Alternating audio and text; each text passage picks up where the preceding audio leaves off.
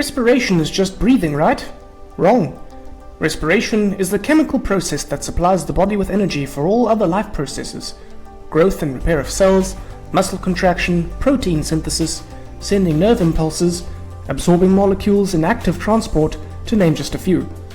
It happens in all living cells, not just animal cells, but also plant cells.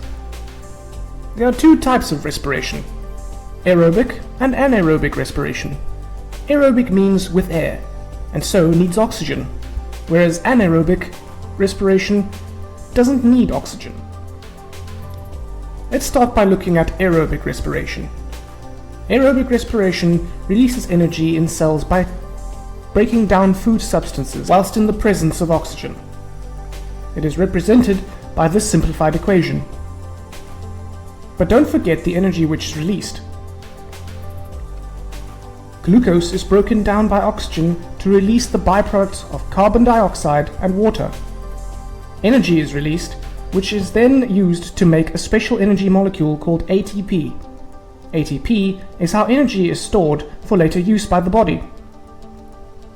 Aerobic respiration happens all the time in all cells, usually in the mitochondria. Animals get the oxygen needed from the air through their ventilation systems.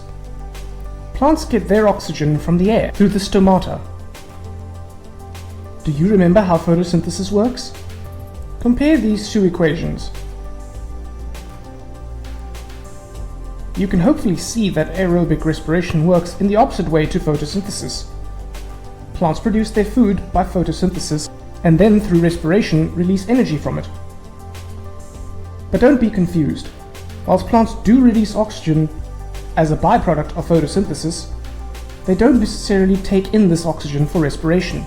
They just take in any oxygen from the air. Plants respire throughout the day and night, as do animals, but they only photosynthesize during the day, when there is light available. So this is how aerobic, or with air, respiration works. You just need to remember that glucose is broken down in the presence of oxygen to release carbon dioxide, water, and energy. In the next video, we will have a look at anaerobic respiration and how it differs.